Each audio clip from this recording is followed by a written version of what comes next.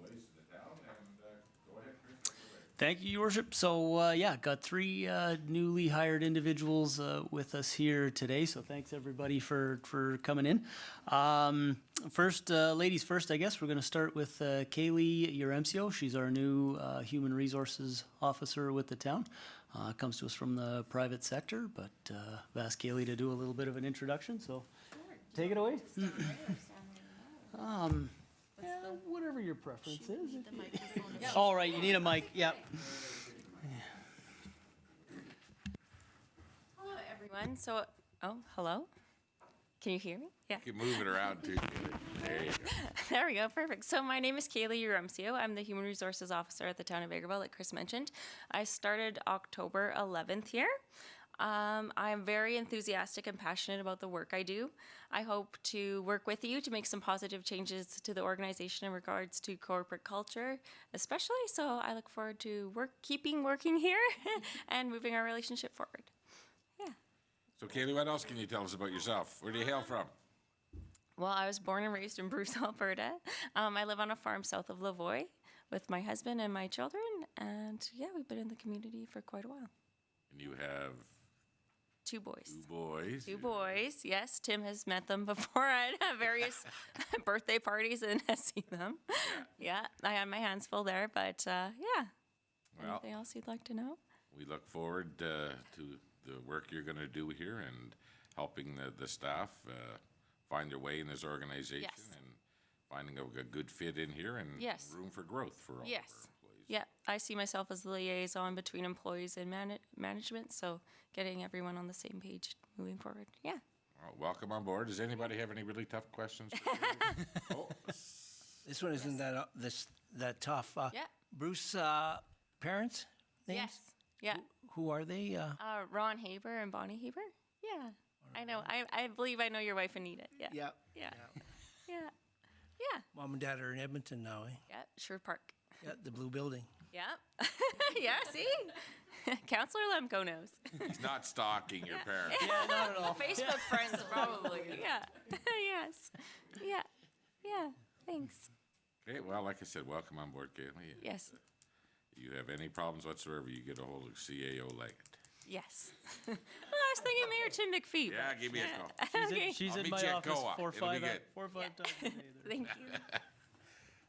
Yeah, thanks, Kaylee. And yeah, Kaylee's been doing some great work here for us, and we're super happy to have her on board. So appreciate you choosing us, Kaylee. Next on the line is Mitch Newton. So Mitch is our new fire chief and occupational health and safety officer. Mitch comes to us from the municipal sector, well experienced. Really happy to have him on board, making great impressions here since he's come on too. So yeah, Mitch. Thank you. I'm like about 17 hours in since I started, so you have to bear with me. I bet you, like, sorry, the CAO stated, I come from the municipal world. I was the manager of enforcement services for the town of Millet.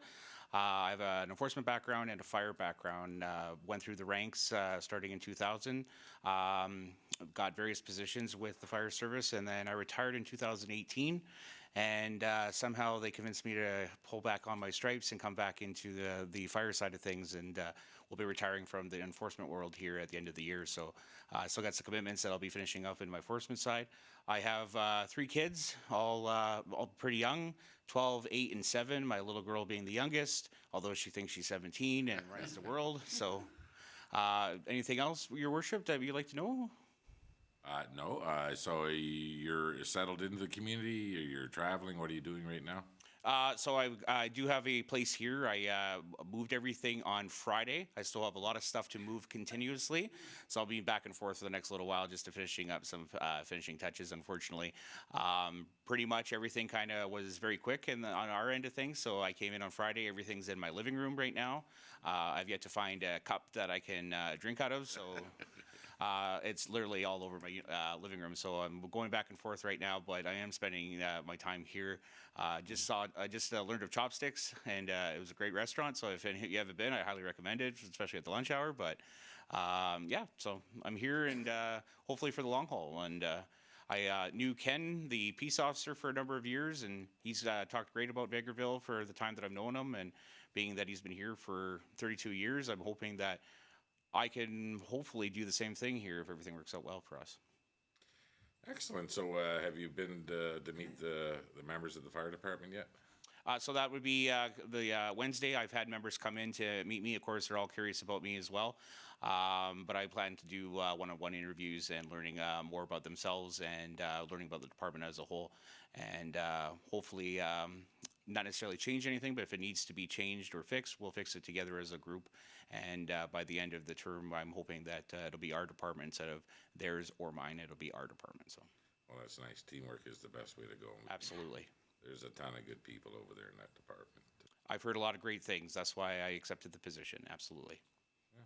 Any questions? Thank you, The sir. next fire chief himself. So, Thank you, Your Worship. thank you. Thank you. Yeah, so, and I won't disclose where, but Mitch and Alan are staying in the same building, so that's officially the safest building in town here for the time being.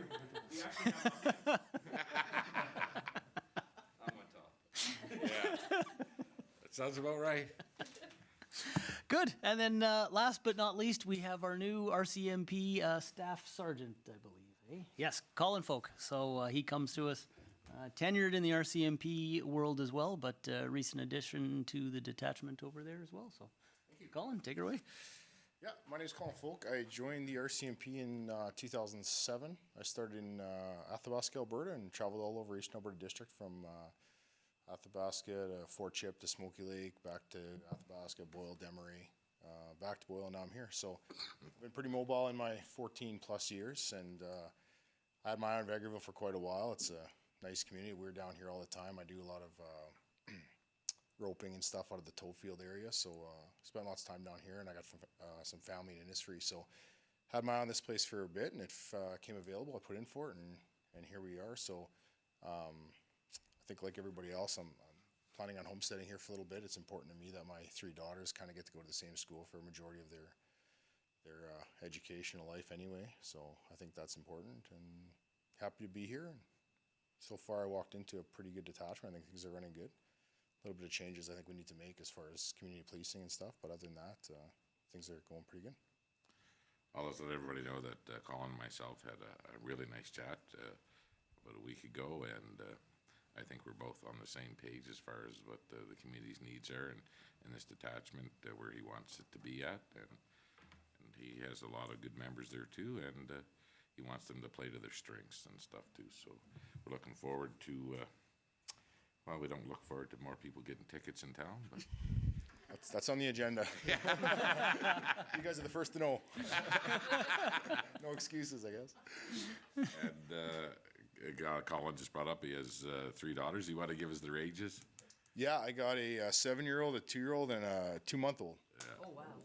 So it's a busy house. So yeah, things are good. My wife is a teacher. She's on pat leave right now, or mat leave, until I guess the start of the next school year. So I'll have to see what transpires then. But yeah, right now we're just kind of getting all settled in. We bought an acreage just south of town, so very, very happy to be at that location. We looked at a couple other places, so we're glad this one came through. They were quite a bit further away, so it's a nice little commute for me. Instead of it was going to be 35 minutes, it's like 9 minutes now, so that's nice. But Well, we welcome you on board, and Colin, and don't ever be afraid to reach out. I mean, we're all in this community together. When I say community, I mean more than our community doesn't end at the border of the town. So sure. So we're all in on trying to make this a better place, safer, and I think you know where I feel about these criminals that keep getting released. So We share that opinion. yeah, they could be criminals someplace else. We'll facilitate that. Well said. Yeah. Strategic plan. Any questions, Colin? Thank you so much. Welcome on board, and like I said, look forward to seeing your members in the community more, and I know that you want to build some relationships once in a while with the schools and young people, and I mean, what's important to Colin, he brought up, is that when young people see a police, they don't fear that, I mean, because that's just wrong. I mean, to see an officer and to have fear in your face doesn't make sense for a young person, so go ahead.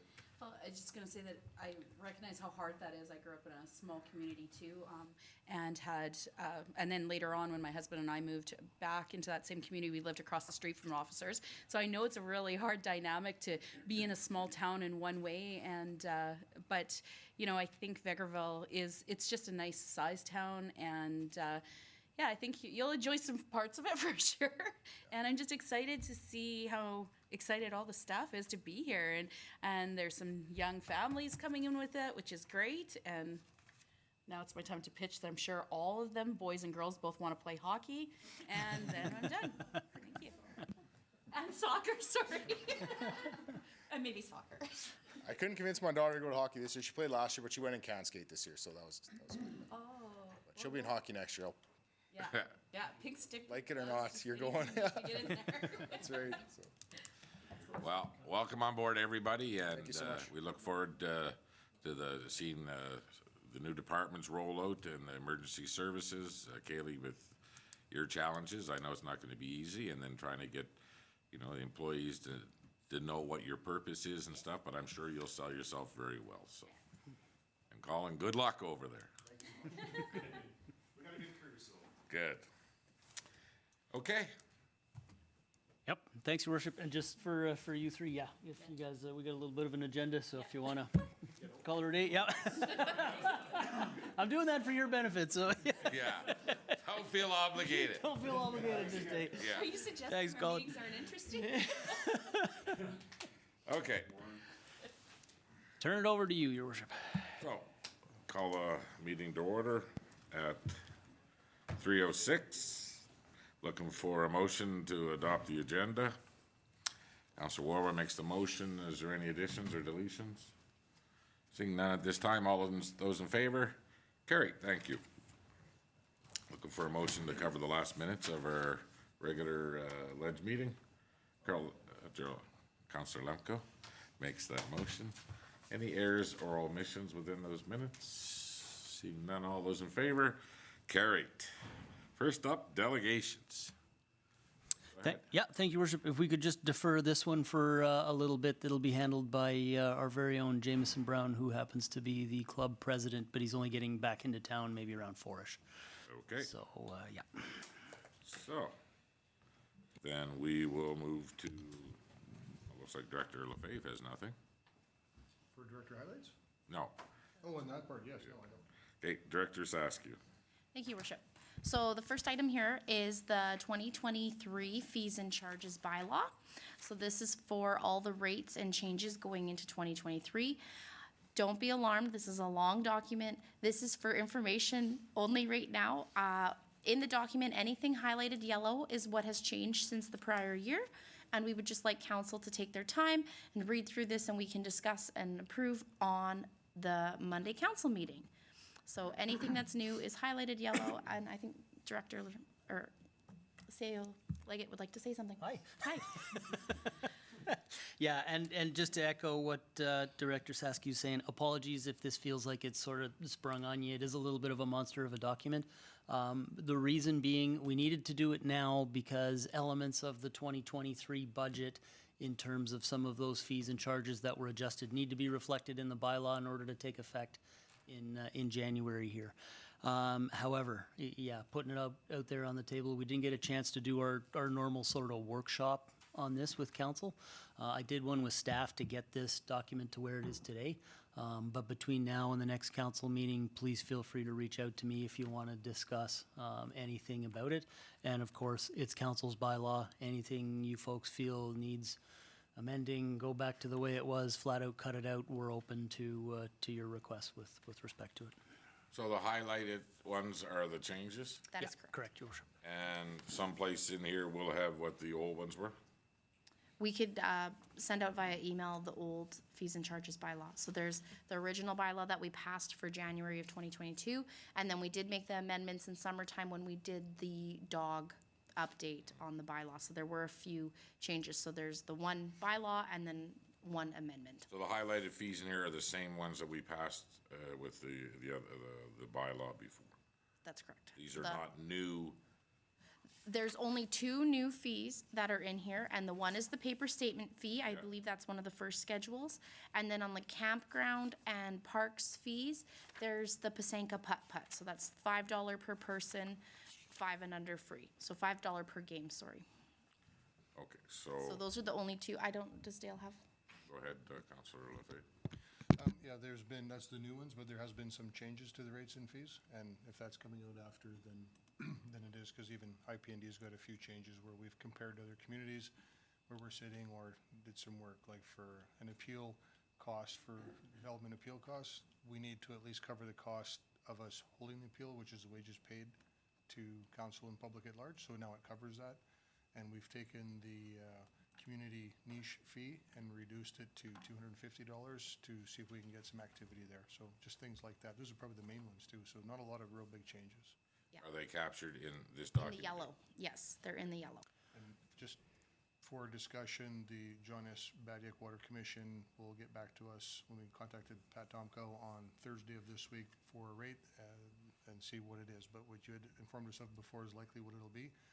So right now, there's no rate increase in this schedule because that's what we're anticipating is going to happen. We have to pass that on Thursday night on the Water Commission. Right. That's what she said, yeah.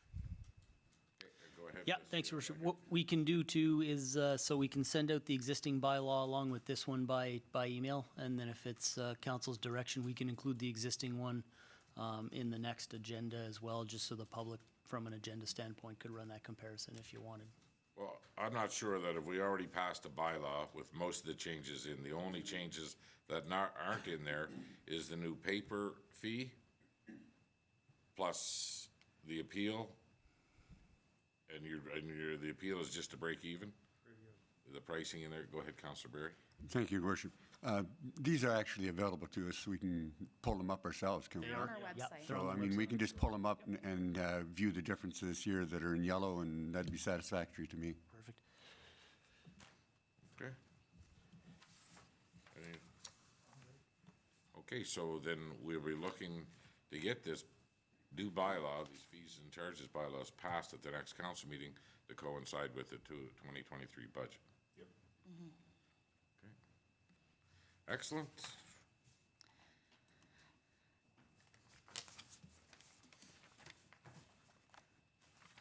Okay. That's it. Continue on. Okay, so this is a letter from Minister Ellis regarding victim services. It's quite a lengthy letter. Would you like me to read the full thing? we got it all. Okay, so just in summary, this is a letter in response to the municipalities that have been in contact with the minister regarding victim services and their changes. They're reiterating that the move to a regional government's model for police-based victim services has always been intended to improve consistency, stability, and continuity of services. So they're saying that victim services will still exist. And the long story short is the challenges that we identified earlier are still going to be challenges. So they're moving to the centralized regional government's model. And so there will be those challenges as we had presented prior. And this is just confirmation that they are still going through with the regional governance model. So what they're basically saying is that by taking that service out of town and not making it readily available, it'll be a better model for the victims. And they've assured us that it's gonna stay in town, but the problem is the existing victim services workers have been essentially laid off. They'd have to reapply into their positions, so they're not guaranteed that somebody's actually gonna be willing to do that. And the other side is they're regionalized, so our Vegreville victim service providers could end up going to 300 kilometers away. I don't know how far the region goes, but our north central zone is quite far. Like, I feel like it includes Lac La Biche, if you don't quote me on that, but. So I didn't know that they all had lost their jobs. Yeah, so all of our existing victim services workers their position essentially no longer exists because the victim services prior were employed by the boards, so all of our little regionalized boards. And now with the centralized governance model, they have to reapply in to these new positions that have been made available. So it's not a guaranteed thing. They didn't transfer existing workers into the new positions. They essentially had to reapply into these positions that were created. So how would we as a municipality be able to gather information as this moves forward, this new model, if it's working in our community or not? What would that take? I think that our best step with that would be to maintain contact with our existing victim services worker. I haven't spoke to her recently about how this change has been going for them and if she's been employed by the new governance model, but I think that would be the touch base with the Vegreville side of things to see how things are going with them. I think that would be a good first step. So, in theory, do the RCMP, are they the first contact and then they bring in victim services? Is that how? For the most part, yes, it is RCMP that are identifying these situations and victims of crime and calling in the victim services support. I do believe that if people show up at the detachment, sometimes they can get the victim services workers, but once again, with the centralized model, we're not sure about hours and staffing, et cetera. So that's all up in the air until it is in place and on the ground running. Any questions? Go ahead.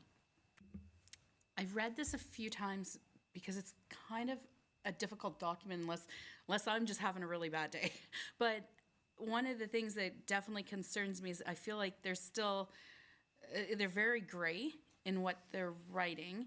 And I understand the premise of what they're putting in there, suggesting that areas that currently would not, maybe don't have victim service reps, everybody would have access somewhat across the province.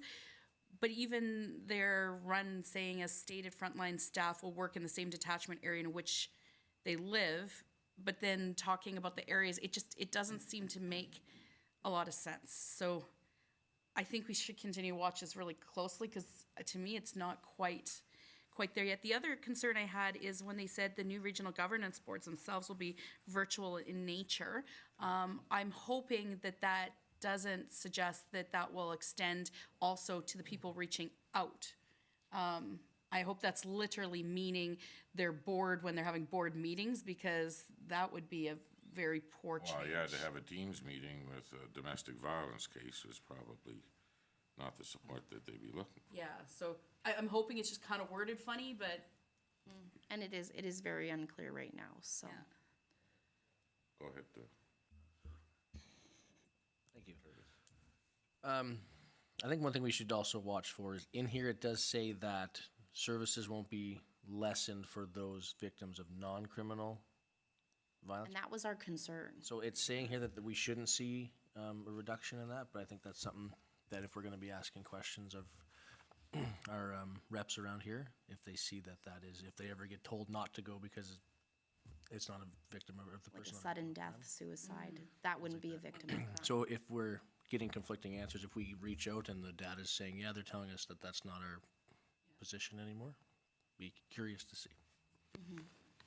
So, Alan, is your role as the liaison with the RCMP for the municipality?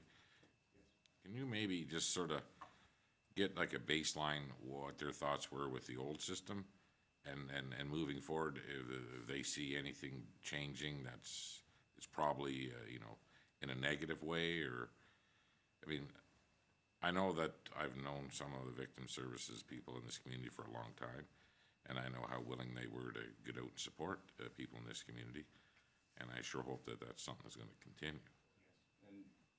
Your Worship, through the Members' Council. Yeah, I intend to work very closely with Staff Sergeant Folk to bring those issues forward, and we can communicate that as well as Julie with FCSS. We're gonna work together to kind of allow open communication and have that type of information come forward. So I'm not sure about the old system, how it worked. But conversations are pending with me and staff folk to get things kind of on the same page. Well, I'll tell you who would be a great resource is those ladies that work at the detachment. because they know a lot about what goes on in the community. Yeah, I met They with know how much support it was before, and if they see it being affected in a negative way, they'll know. Absolutely. No, and I've spoke with them briefly. Obviously, it was a whirlwind of introductions on my first day, but I did talk to them, and I'm sure through Staff Sergeant Folk will be able to come up with some background information to work with. So that's part of my agenda. Yeah, we'll keep an eye on that and just see where we're at. Thank you very much. Thank you. CAO Leggett, you're up next. Thank you, Your Worship. So this one's an interesting one. So it's, well, I'll just read through the memo, I guess. The topic is the County of Midburn Sub-Regional Economic Development Framework. The background on this is during 2022, the County of Midburn began exploring options for sub-regional economic, for a sub-regional economic development initiative with the village of Innisfree and the village of Manville, along with the town of Vegreville. This work has resulted in the following project and grant funding scoping document, and that's the one attached to this report by Outlook Market Research. And this is where it gets interesting, the financial implications of this for us are essentially nil for this 3-year initiative. The town would, however, be expected to contribute in-kind costs of our internal economic development department by way of staff time to liaise with Outlook Market Research on the consulting. And the project-specific costs can be seen on page 9 of that scoping document.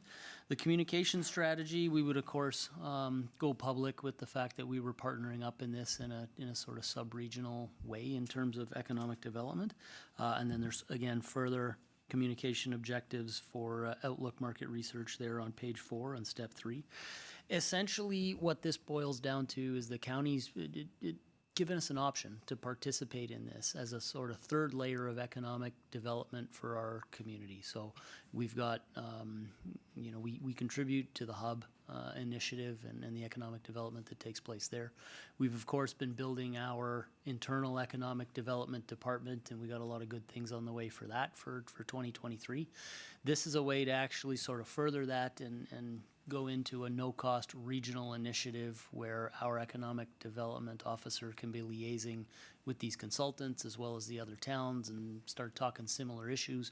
A good example of that was when I had the recent quad CAO meeting, because I'm meeting with these CAOs monthly now. Everybody actually expressed similar concerns relative to the rental situations in their communities and low vacancies and people having trouble renting and securing properties. So I think once we start dipping into it, we're going to see a lot of common issues amongst not only our town but our neighbor as well.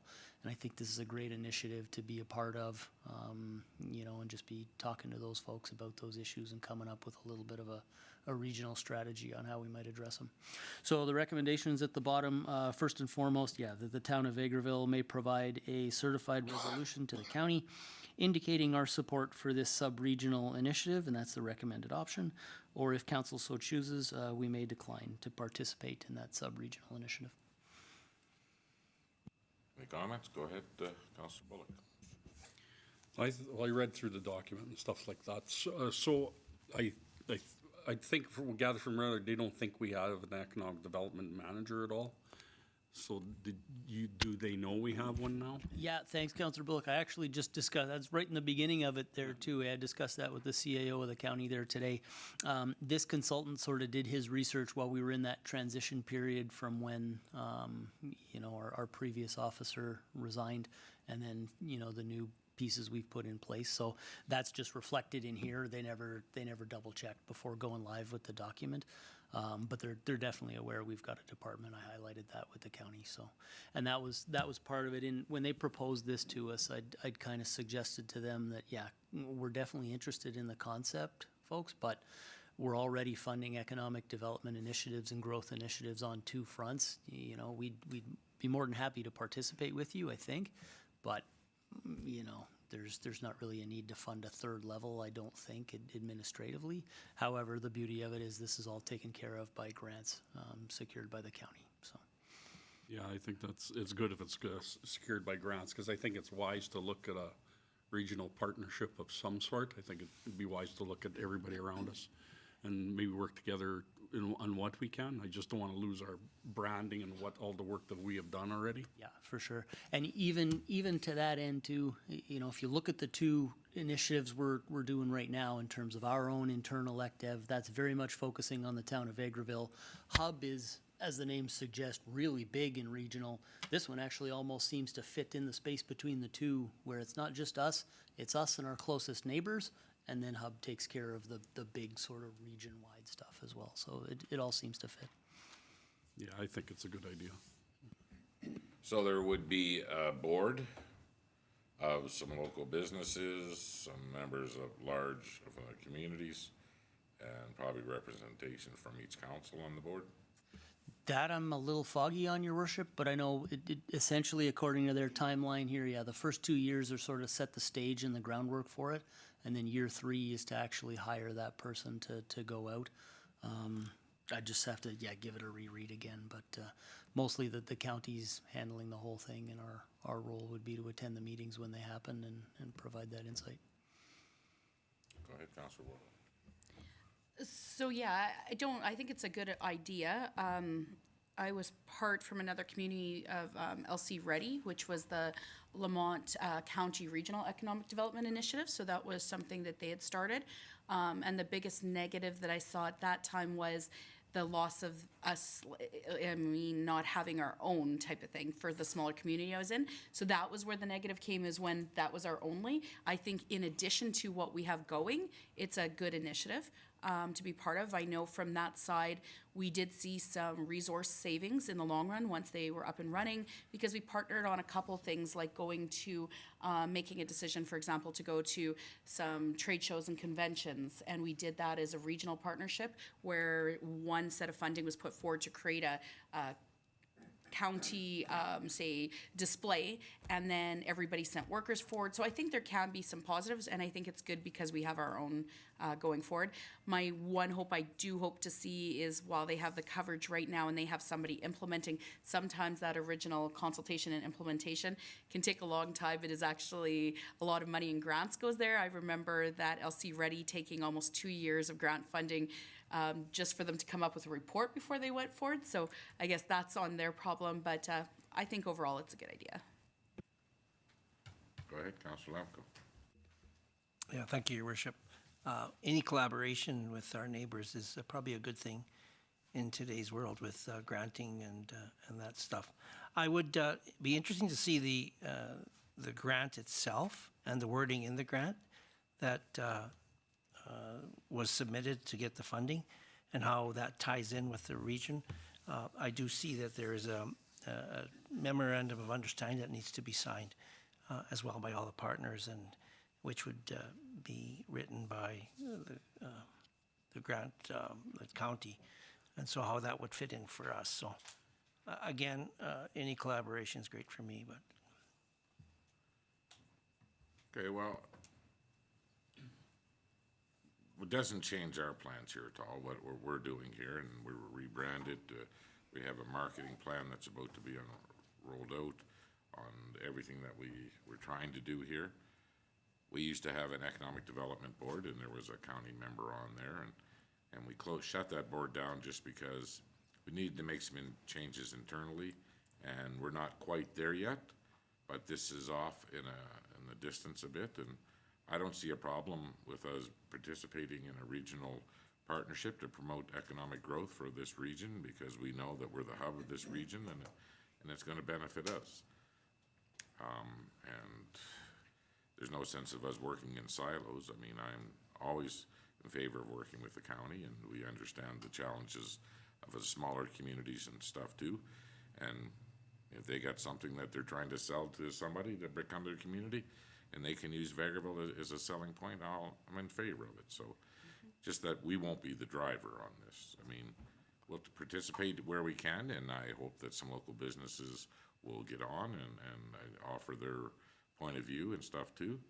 So I would imagine that we would probably have one representation off our own economic development board within our organization that would go to the meetings, and probably Jameson would go and speak on behalf of the town. So I don't see a problem with it. so. Yeah, and I've spoken to him specifically on this, and he's open to the idea for sure, along the same lines. Great opportunity to partner with our neighbors. And then, yeah, the trading, the trading area sort of notion that we're very much that hub for our trading partners close to town. So seems like a win-win. Excellent.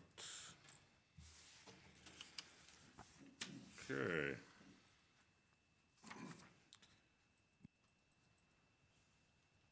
That's all you had? Yeah, the next item, Your Worship, is item number 9, and it's that letter from the town of Ponoka. It does come from a mayor, so maybe I'll leave that one to you, Your Worship, but we did bring in Alan here in case there's any questions or anything just along the sort of broad scope of what's being implied in that letter. Okay, so this is Kevin Ferguson, the mayor of Ponoka, and he wrote to Minister Coping. I'm writing to you on behalf of our Ponoka Volunteer Fire Department. Actually, I think I could be writing on behalf of most volunteer fire departments in rural Alberta. However, right now, I am very concerned for our volunteer firefighters in my community who bravely step forward to protect us all. My main concern is with the current state that we find our ambulance service in. This is something that isn't new. It has been brewing for a number of years now, and I believe we are about to hit critical mass, which means we are not too far away from doing far more damage to all of our emergency services simply because we cannot collectively get a handle on how to manage this situation. On November 21st, 2020, we had an incident in the town of Ponoka where a pedestrian was hit on one of our roads by a motor vehicle. First responders on the scene were our volunteer firefighters. They had an ambulance dispatched from Bradshaw, which is about 30 minutes away. 10 minutes after the dispatch, it was rerouted to Red Deer. By this time, the next dispatched ambulance was to come from Leduc, 42 minutes away. In the meantime, the patient was seizing and heartbeat had dropped to 28 beats per minute. At that time, rather than continue to wait for an ambulance and lose the patient, our firefighters made the decision to pack him into the box of one of their pickups and with a police escort got him to our local hospital. This is, how do you say that? Summation. Summation, yeah, I was about to say something else. Of the report I read and the complete absurdity of this situation I find astounding. 2 months prior to September 20, on the 21st of September, we had a shooting in our downtown. Once again, our volunteer firefighters were first on the scene because an ambulance had been dispatched out of Red Deer about 45 minutes away. In the meantime, our volunteer fire department bandaged, stabilized the victim, and some of the members learned how to deal with a person who had their ears shot off. In the last year, our volunteer fire department has been the first to arrive on the scene of a medical event 18 times.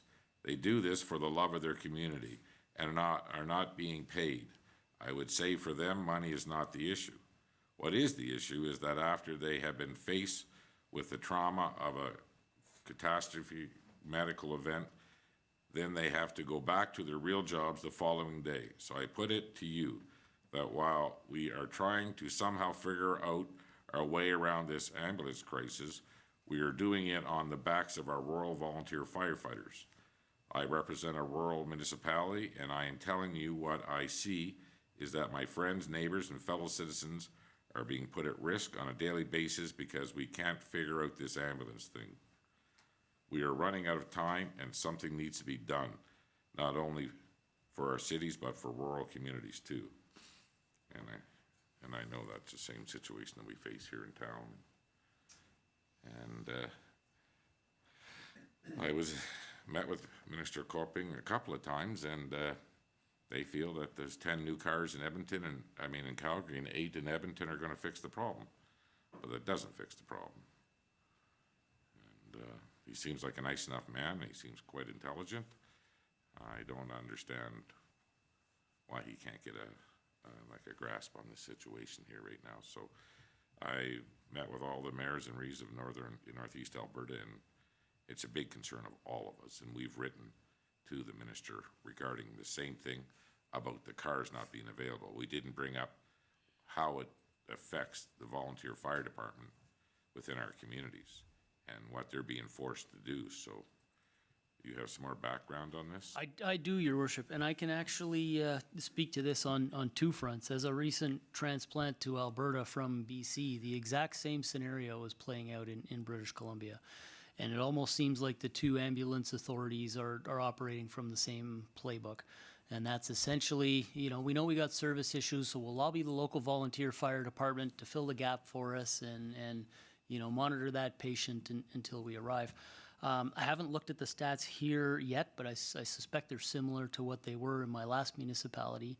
And what we actually find is that, when we evaluated those statistics, we were almost 80% of the calls that the fire department was doing were actually not fire related, but rather medical related. So even in the course of that discussion, we started saying, is this truly still a fire department if 3/4 of what we do is not putting out burning buildings, it's actually dealing with injuries. And the letter nails it. It's bang on in that, the folks on those service are committed to their community. They want to help out. But it almost is getting to the point where it's starting to feel like that's being taken for granted. And certainly when you've got a volunteer fire department that's doing 3/4 of its calls on the medical front, and then evidence here, and we had a recent case, I understand, in town as well, where a similar situation transpired, and we're first on scene, and the ambulance hall is actually between the fire hall and where the incident is happening. How can that be? Especially when we're a volunteer service, meaning once that call comes in, it gets dispatched. We have personnel that have to actually leave their place of employment, go to the fire hall, get ready, get dressed, jump in the fire truck, and then go attend that scene before the ambulance even shows up, and the ambulance is between those 2 points. That's problematic from a service delivery standpoint. Something's certainly broken there, in my opinion. I've had several conversations with Alan on this front. And, part of that service delivery is sort of what actual mandate we agree as an organization we're going to respond to, because there's various levels of calls. We're not necessarily required to answer them all, but again, from a community service standpoint, if emergency personnel is there, then great. Part of the big issue we see is that, what they're suggesting in this letter is that when somebody's seriously hurt, the fire departments don't have a transportation mandate. So even though in a case we may show up with a $500,000 fire truck and then 4 personnel and the lights and the whole bit, we're essentially there on scene until the ambulance shows up if somebody needs to be transported, and that's a problem. Certainly, I don't think they should be transported in a fire truck. It's not the right apparatus for that. But again, when somebody's seriously injured, it creates a problem that there's emergency personnel on scene, and you have family members or onlookers saying, why can't you guys do anything? Get this person to the hospital, and well, we can't, right? We're waiting for the ambulance. I do know, I think the timing of this is actually good, because I heard the Premier recently speaking to, the fact that she identifies that the ambulance system in Alberta is broken. So that's already front and center. And I would say if it's the will of council, a letter of support or something along the lines of this, sent out to Pinoca and the minister, if you guys feel that the system needs to be reworked and bettered, would certainly be a good thing to do. Go ahead, Councillor Bowman. Definitely, I would support the letter. Support the letter for sure. I'm just curious, on all the medical events in the past year, would we have documentation on what it's actually cost our emergency services just for attending medical events that would have been attended by an ambulance? Good question, Councillor Bullock. That one's a tough one, because even trying to gauge the cost, we're working with a service that's for the most part paid on call or volunteer. But yeah, we've got the statistics for them all, and we could put together a report that would sort of highlight that. Yeah. Councillor Lemko's. Yeah, along with that, the time spent on the call, waiting for the ambulance to attend. historically, we've had numerous calls for medical assist, and I see by your report that there's medical assist weekly, so it's not something that is new. So it'd be nice to know the extent of the call and how long our volunteers are waiting for medical backup. Yeah, I think that's actually a great point, Your Worship, because even on my weekly report, we do highlight the various calls that come in, and medical calls are often number 2 or number 1 or number 2, you know, on that. And fire, or what the classic view of a fire department, is often way down that list. And I think that speaks to recruitment and retention as well. You know, if I had to speculate, and we went out to the community at large and said, you know, on a recruitment drive to ask people to come be a fire department member, a lot of folks who wanted to do that would be enthusiastic about it. But then you have that conversation with that member and say, well, it's not just, you know, the core services of what you'd imagine a fire department is. 3/4 of your time is going to be spent, you know, dealing with medical calls. I suspect, you know, that might be playing into some of our recruitment and retention challenges as well. Councillor Wells? I think it's just to your point, Your Worship, I support writing a letter, but we have, you know, expressed with ambulance in the past, I think we should do that, but I think we have to highlight that inaction and inability to fix the existing problem is actually crumbling 2 departments. It's impacting the ambulance side, but now we're impacting our protective services on the emergency side. And I mean, if they're driving us into points where communities aren't having volunteers who want to be in it because of what they're doing, that's protecting us. That's causing a problem for us, protection of our fire safety and services. I mean, we are going to have communities that are saying, we don't have anyone to come out and fight your fire because they are not going to be put in this position of doing all the emergency work. And also, I hate to read that letter and see a position where a volunteer had to make a choice about when to move somebody. Obviously, that wasn't in their mandate. We opened up an individual who's a volunteer for potentially owning the result of something that could have been very much a poor outcome. Could have been a poor outcome for them legally. It could have been quite the emotional, mental stress had somebody died in course of their transport. And that's very saddening that we aren't seeing something dealt with on the ambulance level. Well, the first medic team responded, they were coming, and then they shoved it off to somebody else. We've seen the same thing happen last year at the post office. I lost a very good friend of mine. And our emergency services were not contacted until 15 minutes later, when the Two Hills said, well, we're going to be half an hour. So then we reached out.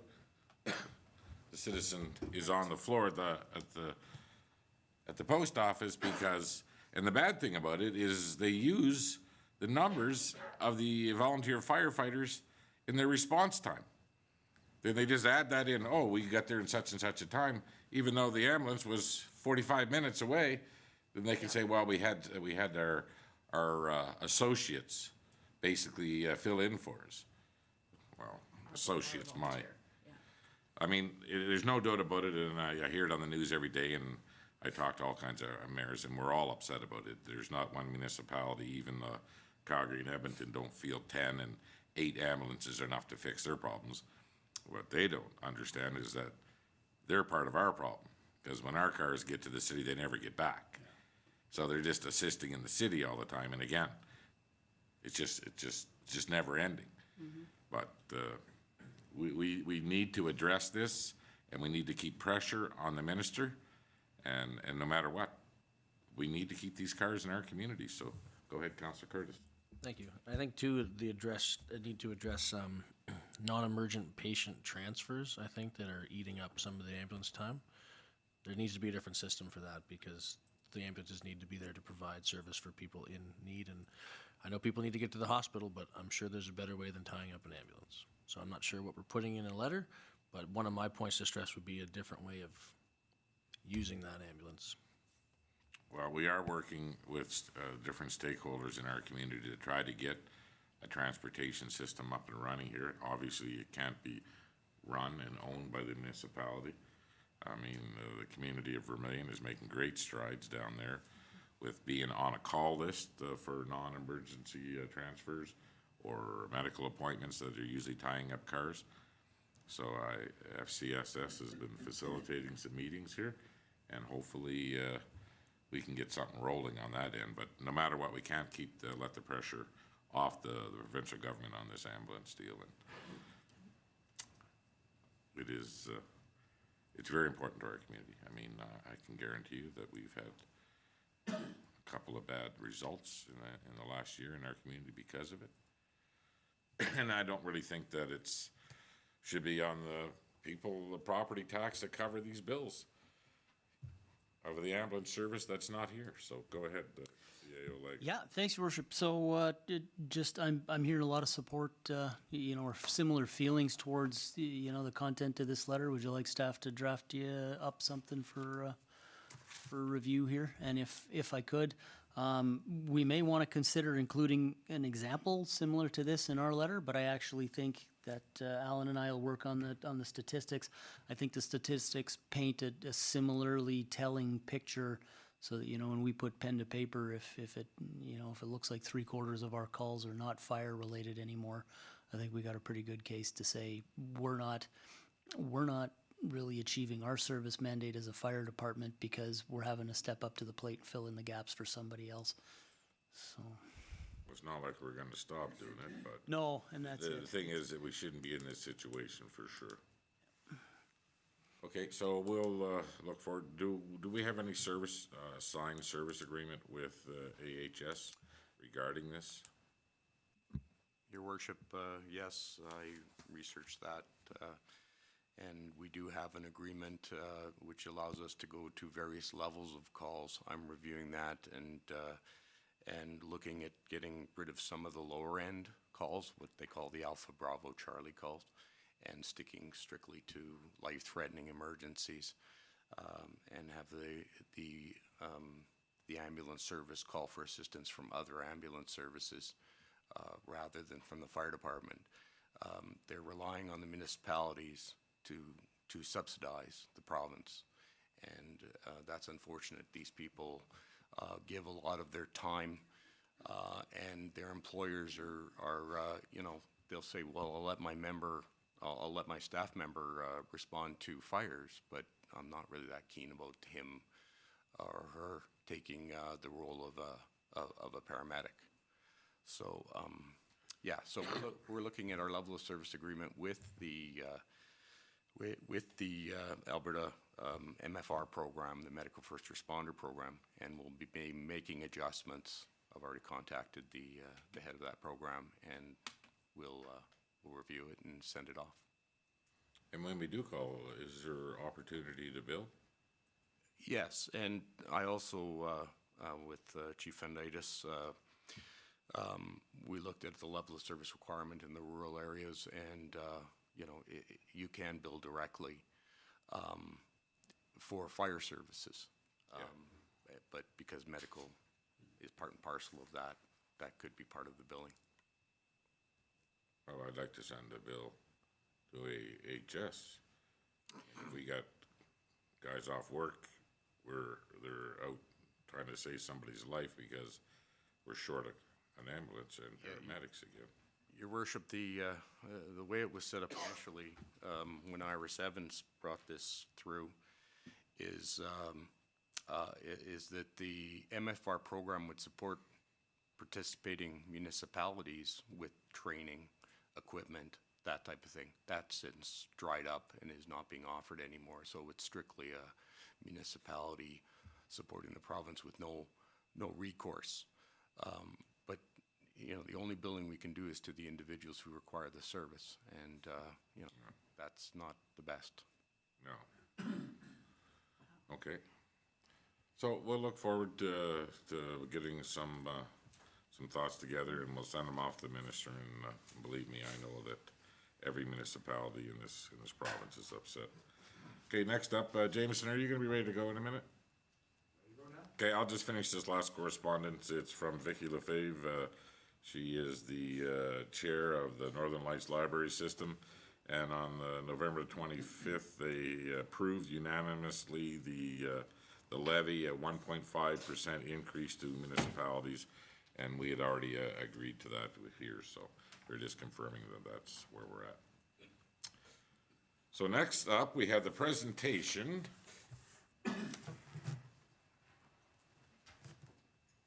Is Emmanuel going to be joining us, or? No, okay.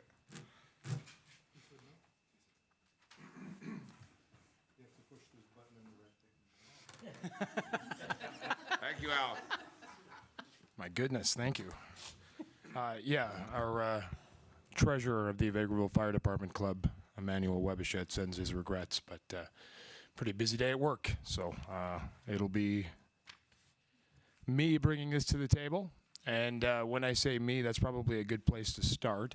It just so happened that I had a meeting today and was going to miss the beginning of the ledge meeting anyway, but it does sort of allow for a little bit of separation between why I'm in front of you today and what I would typically be doing where Lane is sitting. And my role right now is as the president of the Vegreville Fire Department Club. And it's probably worth explaining that the Vegreville Fire Department Club operates separately from the town of Vegreville and the Vegreville Fire Department. This is a not-for-profit society made up of, predominantly firefighters that do great work in the community. In terms of fundraising endeavors, offering support where we can in terms of community organizations. The Corn Maze comes to mind as well. We've assisted for years with the Legion Barbecue and so on and so forth. But the main focus of the club over the last 5 years or so, probably a little bit prior to that, has been to raise funds for a training center, a training facility. And while we're certainly blessed with a phenomenal fire department, it does somewhat limit our ability to train when it comes to the potential for, live burns, so on and so forth. At no point do we think it's a wise idea to start a trash can on fire in the fire hall, right? This facility would enhance our efforts, and I truly believe it would help with recruitment and retention. It would offer us another tool in our tool belt when it comes to making sure our firefighters are as prepared as they can be. And I'll speak frankly, it can be a little bit more fun when it comes to training with the real stuff or as close to the real stuff as possible. So that, again, is who I am and who I'm representing at this present time. So I mentioned that over the last 5 years we've been raising funds, and according to our treasurer, Emmanuel Webichet, we have somewhere in the vicinity of $140,000 earmarked for this training facility. And so we have reached the point where we are ready to get to work and start the construction process. The unfortunate part is a good chunk of those funds have been raised through AGLC opportunities. And AGLC has, over the last several years, sort of shifted its focus when it comes to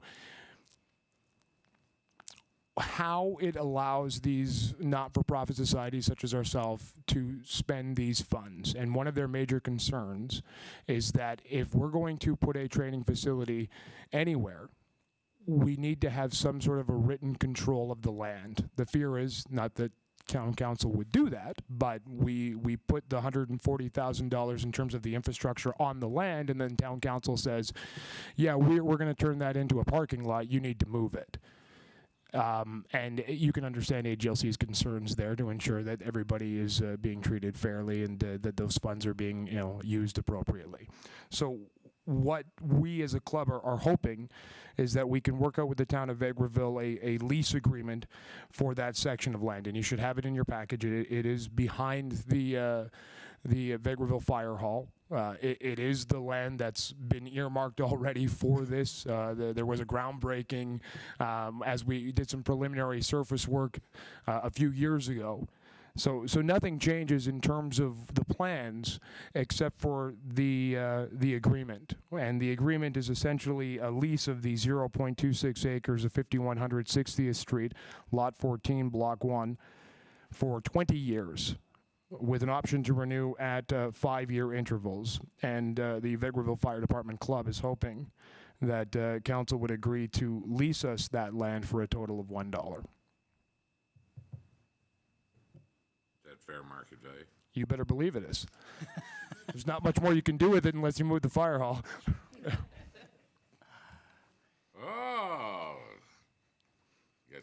fire hall. CA, I like it. Yeah, thanks, Your Worship. Jameson, could I just ask you to maybe speak on, you're mentioning constructing the training facility. What's that going to look like? What do we plan on building? So this has become a pretty common practice when we're talking about these types of facilities, and essentially they're designed out of sea cans. So there's no risk to any structure. These are things that are meant to withstand heat and flame. So we have a subcommittee that's been working on the designs, working with contractors and companies that specialize in this type of in this type of construction. And you know, it just like anything, the prices have gone up over the last several months due to inflation. But we are ready to get to work. And while it is a temporary structure, it is not temporary in the sense that we can just pick it up and move it over if you know the town of Vegreville says we need that land. So there's a termination policy in here too. 180 days, written notice. Okay, well, I know we've been talking about this for a while, and if this is the only thing that's hanging, is holding this back, I don't see anybody that wants to get in the way of this. So we will approve this at their next council meeting. Again, I don't want to propose because I want to try to keep the separation. I know that Director Lefebvre has done a lot of work on this lease agreement, and I know he put together some recommendations for council. So I won't get into what I would recommend, but from an administration standpoint, we had to try our best to, you know, kind of keep our town of Vegreville hats on, but, you know, off to the side, sort of. But I would. And we do appreciate that. We know that as the president of the club that, you know, you're also an employee, and so is Director Lefebvre.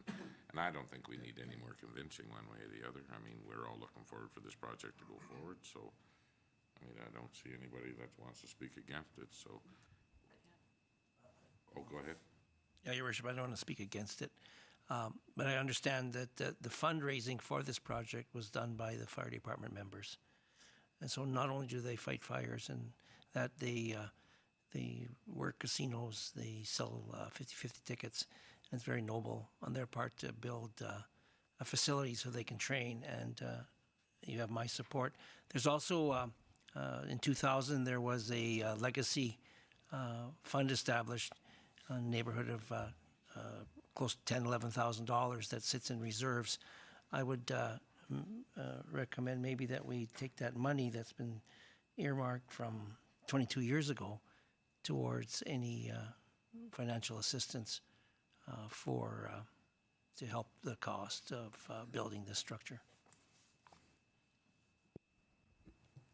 A reserve that was put in place 22 years ago? Yep, in 2000, there was from our 100th anniversary, 1999. I think there was some funds generated, and there was, I believe, maybe $12,000 put into a legacy fund from, and that could have been put for a monument or a statue or something associated with the hall, but it's been a number of years that, well, actually 22 years since that money's been put, so it's been sitting in a reserve for simply something like that for that many years. So,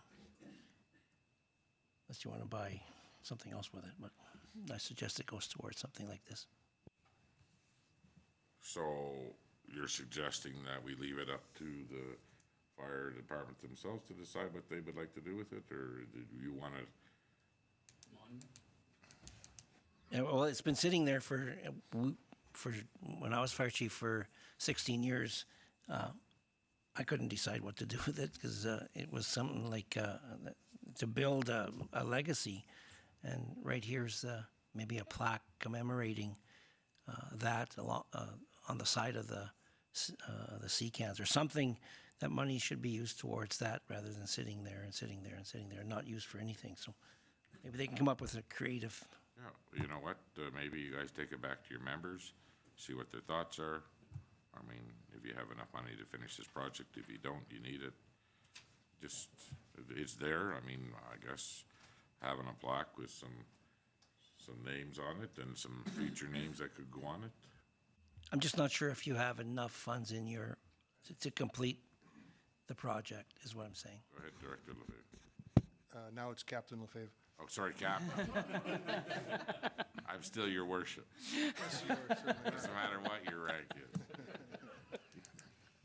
The numbers that Jameson have gotten from Emmanuel are from when he received them. The numbers we're getting now that I got from Johnny Dick, Lieutenant of our fire department, just today was the 160,000 if we supply a crane and the shipping.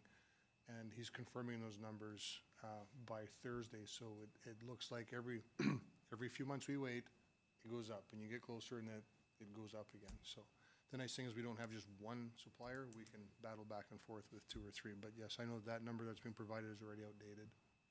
So that would be very useful. Okay, well, you guys have that option that, you know, it's there, and well, we wish you guys all the luck, and you know what, if it makes the firefighters even better what they do, and I know that the way that this fire department is, that we'll be helping other smaller fire departments train in and around us too, so, I mean, it's a benefit for the whole community here, so. Okay, thank you, and we'll look forward to voting on Monday.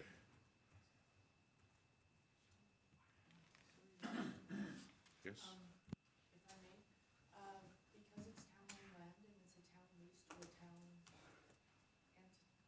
semi-quasi-town entity, we actually only need consensus of council because it's a sign-off of administration. So if you want, we can do the RCD for Monday, or it could be signed off with just your consensus today. That's what I like about her. Yep. She knows the rules. Yep. And I like the get her done motions. Yeah. Okay, all those in favor? Yeah. That looks like consensus to me. Perfect. So at this time, we are going to be moving to roundtable discussions and director's highlights. So I'm going to turn the chair over to Deputy Mayor, Councillor Roala, and I shall return in a while. Thank you. So we are in roundtable discussions. If we could start with Councillor Lemko, please. Thank you, Your Worship. I don't have a lot on my plate to discuss today. I have Stand With Ukraine continues to be the focus on the families that are here, and meeting with the MLA Homanyuk and the Parliamentary Secretary for the Ukrainian settlement. We have another meeting tomorrow night in Edmonton to discuss more of the strategies moving forward the province is putting forth. The only other thing I have is that I'd like to congratulate Councillor Warawa on receiving the Queen's Platinum Jubilee Medal, Platinum Medal, the other Saturday night, or Friday night at the, Saturday night, wasn't it? Yeah. At the Viper game where she was presented with the award. And it's so well deserved. Congratulations, Councillor Warawa. Okay, we'll try and do like his worship does, and we'll go back and forth. So we'll go to Councillor Barry, please. Thank you. I haven't been doing a whole lot the last while, but it is the Christmas spirit time. And as a member of the board of the St. Joseph's Hospital Board Committee, I've been dropping in on the hospital each afternoon the last while, because one of the initiatives that the board has been doing, along with the administration of the hospital, is for the 12 days of Christmas, the 1st to the 12th, each day a member of staff's name is drawn and they get a small prize, a small Christmas gift. So as a member of the committee, along with a few of the others, we drop by and present that to them and take a photo of it. And on Thursday, a few of us on the board will be going there to help serve up lunch for the all the staff at the hospital in our way of saying thank you for the service that they do. So that's about all that I'm up to right at the moment. Thank you. Perfect. Councillor Curtis, please. Thank you. You're supposed to look at Councillor Bullock instead of say Councillor Curtis. For me, just a few things I've been up to. I guess the last little bit, I did another slick call 2 days ago, a senior Lincoln call, which was really good. Again, had quite a few seniors on the line and just kind of went over what's going on in town with them. They like to be involved, and sometimes they find it hard to be. So I really enjoyed doing those, and I'm happy everybody that was able to come out. Next up, as we were talking about ECDEV priorities in the town, Travel Alberta reached out to us for a meeting regarding a economic development plan framework, and it kind of fits together with tourism and ECDEV. So just to read a little snippet here. In these sessions, we aim to identify compelling and sustainable investment opportunities that will encourage visitors to spend more money, stay longer, explore more areas, and travel off season. So this kind of goes as a regional hub thing as well, as we're talking with the other towns. So looking forward to that coming up, which I believe we are going to do. It's going to be a Zoom call on December 16th or 19th possibly. So we'll have a few members in there taking some notes and bringing some good information back, hopefully. That's what I got. Thank you, Councillor Curtis. And now we'll go to Councillor Bullock. Thank you, Your Worship. Okay, I don't have a whole pile, but something I did take part in last week was the Alberta Innovates Scale Up and Growth Leading and Learning Forum. What was really interesting takeaway from there, and I'll pretty quickly, is these venture capitalists that are looking at investing in new type businesses and whatever it may be. They're looking at if these companies are socially responsible, environmental, and in their growth. What are they doing socially to whether they're looking and investing in these companies. So, you know, they're looking at racism, they're looking everything. It was really interesting. It went on for a few days. I wasn't able to participate in everything, but that was probably the most interesting. I found out that these companies are going to be looking at the social aspect of it before even dreaming of investing in. They're looking at green alternatives and stuff. That's where they want to put their money. So it's just something we need to be looking at on the horizon, where we're investing our money to if we're going to be attracting investors to look at some of the stuff we want to do. Some of these people, that's what they're looking for. That's it. Well, so for myself, I had a few little things to bring forward. So first off, thank you, Councillor Lemko, in regards to the Queen's Jubilee. And thank you to everyone who was able to come. It was nice to see council. I am only referencing this because I don't get surprised very often. I'm not gonna lie. I'm usually the organizer or something. So the fact that a ward that I was actually in charge of handing out and organizing for other people through our office, and I managed to not know about it myself, is really surprising. And I was only aware that it was really happening when aggressively 3 people had asked me if I was going to be there for the start. And I couldn't understand why this was such a big deal for me to be there at least 15 minutes before the start of this game. And then when I looked down and I saw his worship there, and other council, I'm like, oh, okay, what's happening? So completely surprised and appreciate, and I also actually cried on the ice, which I don't do very often, so wow. Anyways, thank you on that.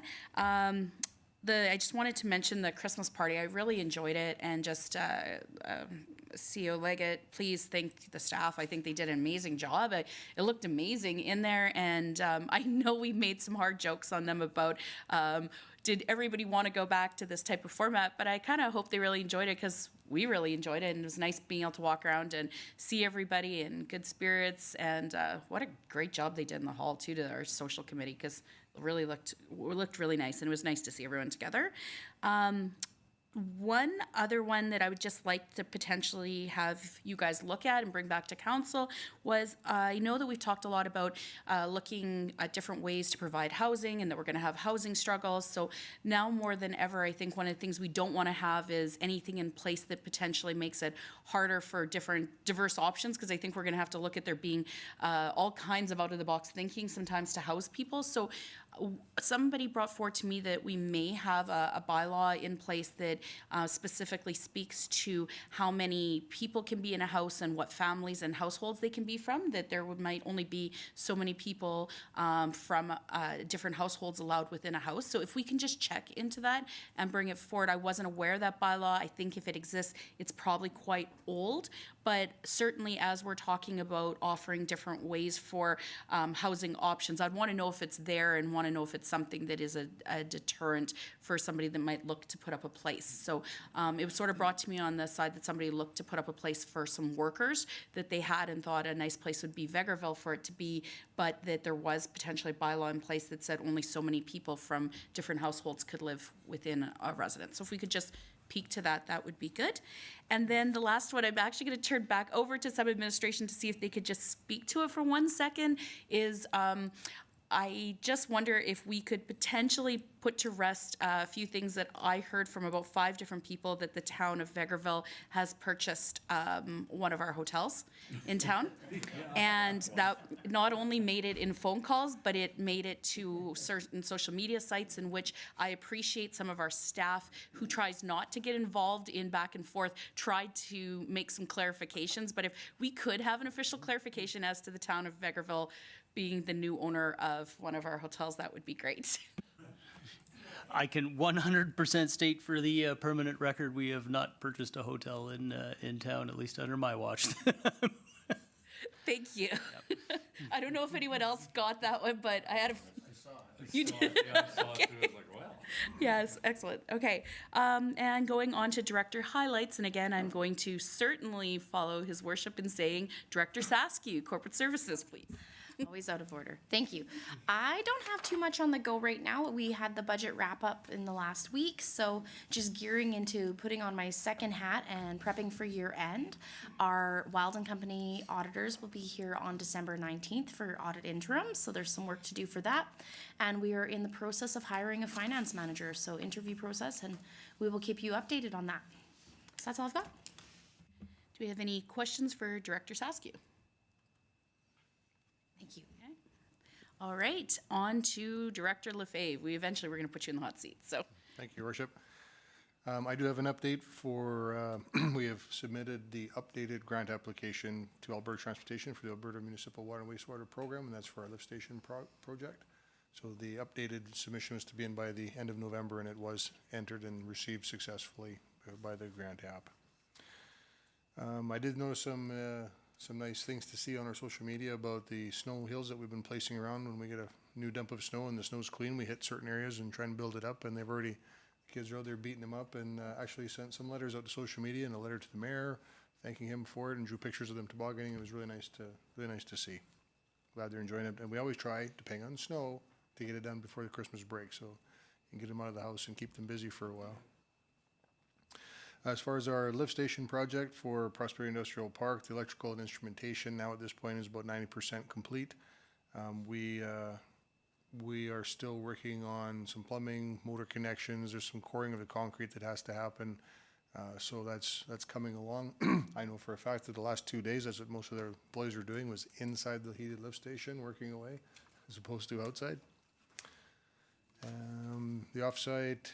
Our lagoon installation is now complete at the splitting chamber, and probably tomorrow and Thursday we'll get out and we'll start redirecting the flow of the lagoon to return back to going through the primary anaerobic cells into the facultative cell.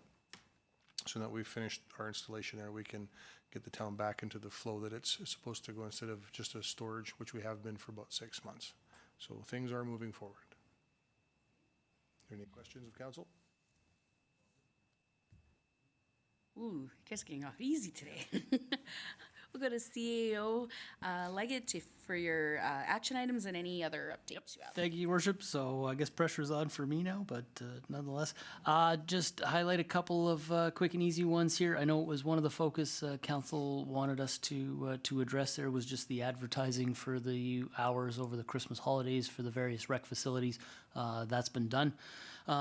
The downtown speakers and music initiative, the manager of Parks, Recs and Facilities has reached out to a couple of those contacts that were provided to him. We haven't yet heard back, so we're hoping obviously to get that done before Christmas if there's still an interest from those individuals, but we need to hear back from them for just to confirm what they're looking to do. Yeah, aside from that, couple of items that we haven't had a chance really to action yet since the last meeting, but yeah, nothing major unless you guys got any questions. Just a funny thing about that, the speakers downtown stuff. At one time at the Rotary Park, you would know this, but some of us might know that that clock used to play music, didn't it? At one time? You don't remember? Or there's a speaker system, there used to be, there was? They used to play music out of the little shack there.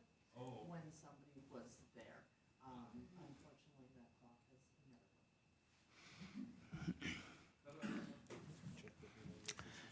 Yeah, and just on that note, guys, that sort of initiative is something we've got to ensure that the business owners are sort of taking the lead on, because if the municipality's the one initiating the music, we're required to obtain the proper licensing for that music, so.